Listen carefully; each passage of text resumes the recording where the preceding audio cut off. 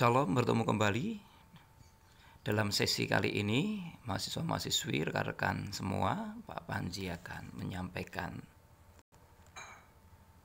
tentang poin antikristus yang terdapat dalam 2 Tesalonika pasal 2 ayat 1 sampai 12. Dalam slide ini secara singkat saya akan menyampaikan bagi kita semua poin-poin penting yang terdapat dalam 2 Tesalonika pasal 2 ayat 1 sampai 12, khususnya perikop tentang akhir zaman. Adapun garis besar dalam 2 Tesalonika pasal 2 ayat 1 sampai 12, yang pertama tentang hari Tuhan belumlah tiba. Di situ terdapat supaya jangan lekas bingung nubuatan-nubuatan, pemberitaan tentang surat-surat palsu.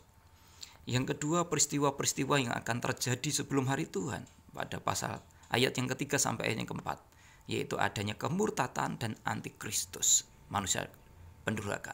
Yang ketiga, situasi pada waktu Paulus, yaitu pada ayat 5 sampai 7, kemurtatan telah dimulai, kekuatan yang menghambat kemurtatan.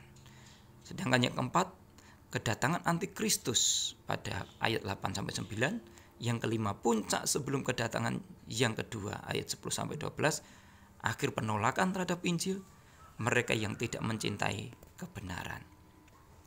Hari Tuhan belumlah tiba pada ayat 1 sampai 2. Dengan ilham roh melalui nubuatan, NIV dari nabi yang tidak diilhami.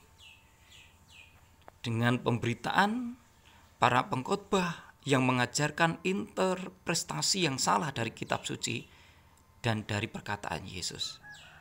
Yang ketiga, dengan surat yang dikatakan dari kami. Paulus harus menandatangani setiap surat untuk menghindari pemalsuan semacam itu. 2 Tesalonika 3 ayat 17.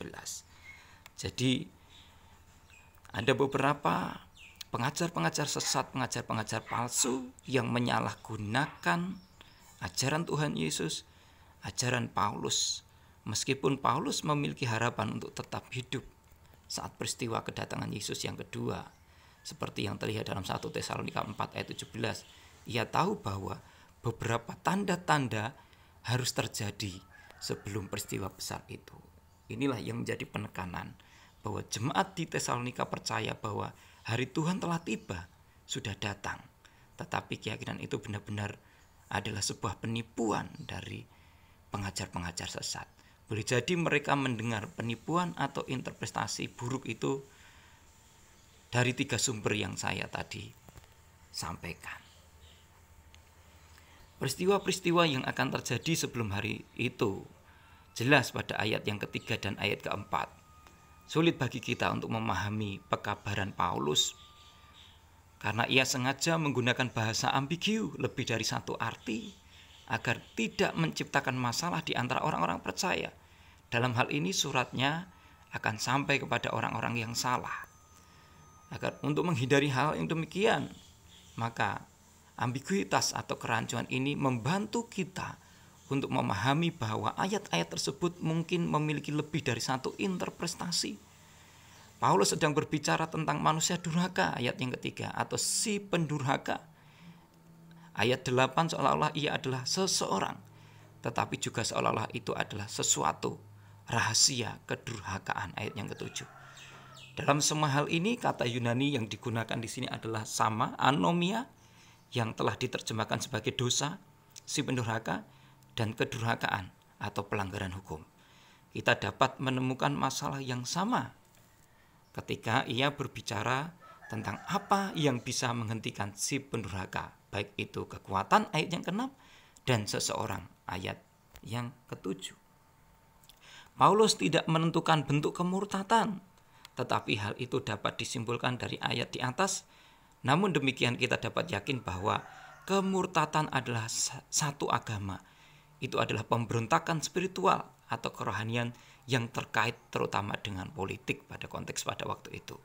Yang berikutnya, pembelotan itu masih jauh di masa depan. Ketika Paulus menulis kata-kata itu, kemurtatan akan terjadi sebelum kedatangan yang kedua.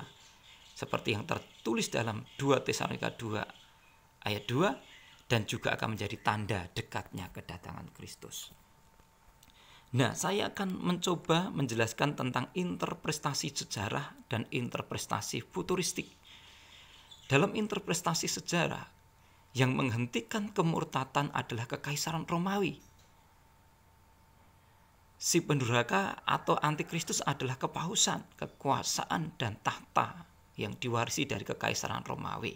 Daniel 7 sampai 8 dan 11, Wahyu 13. Raja itu akan berbuat sekehendak hati, ia akan meninggikan dan membesarkan dirinya terhadap setiap Allah, juga terhadap Allah yang mengatasi segala Allah.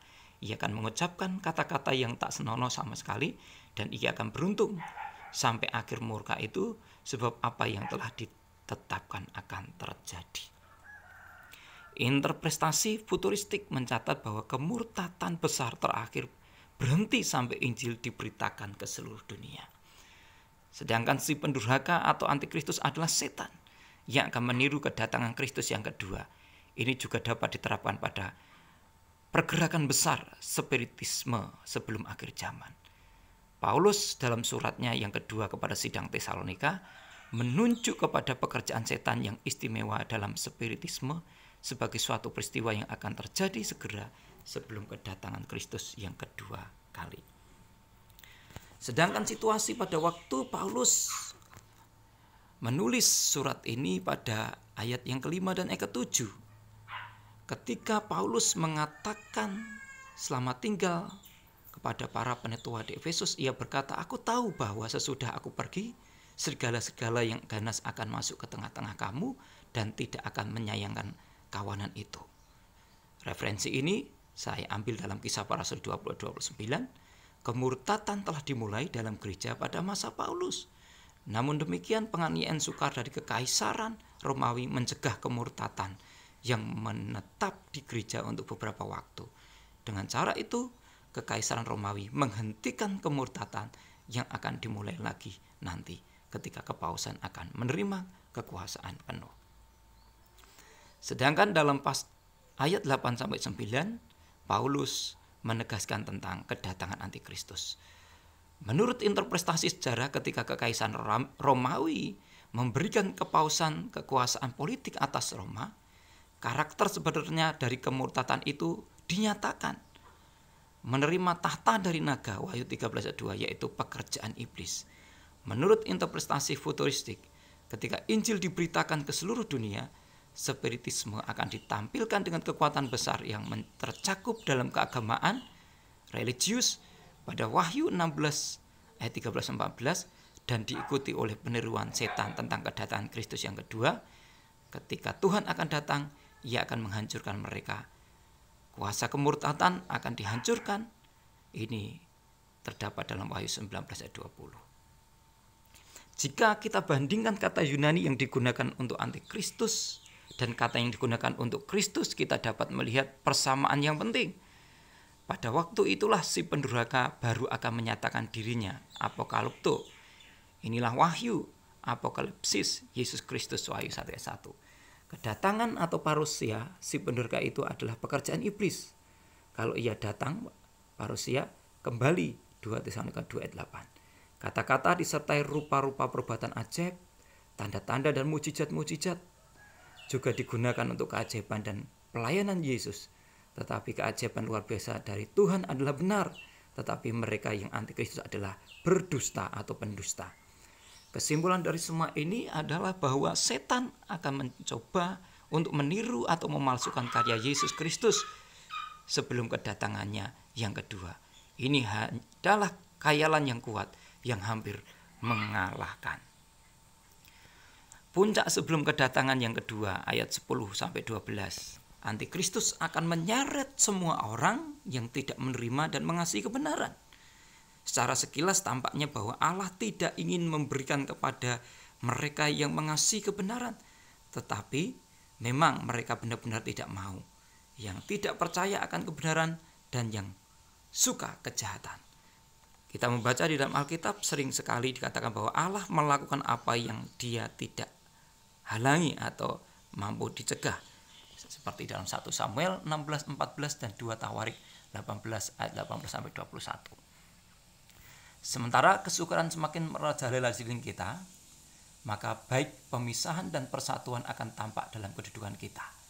Beberapa orang yang kini siap untuk mengangkat senjata terjun dalam peperangan pada masa kebinasaan yang sesungguhnya akan menyatakan bahwa mereka tidak membangun di atas batu yang kokoh, mereka akan menyerah pada pencobaan. Mereka yang telah memiliki terang besar dan kesempatan-kesempatan yang indah tetapi tidak memanfaatkannya, di bawah satu atau dalih yang lain akan keluar dari antara kita. Dengan tidak menerima kasih akan kebenaran, mereka akan dibawa dalam angan-angan musuh. Mereka akan memberi perhatian kepada roh-roh yang membujuk dan ajaran-ajaran iblis dan akan berpisah dari iman. Tetapi sebaliknya, bila mana badai penganiayaan betul-betul berlaku kepada kita, domba yang benar akan mendengar suara gembala yang benar. Usaha-usaha penyangkalan diri akan dilakukan untuk menyelamatkan yang hilang, dan banyak yang telah tersesat dari kawanan domba akan datang kembali mengikut gembalan yang besar itu. Umat Allah akan terhimpun bersama-sama dan menyatakan kepada musuh suatu front persatuan, dan kemuliaan akan menyelimuti mereka. Demikian penjelasan saya, kiranya memberkati dan memberikan pemahaman yang mendalam dalam konteks pasal 2 ini, khususnya dalam konteks antikristus. Shalom.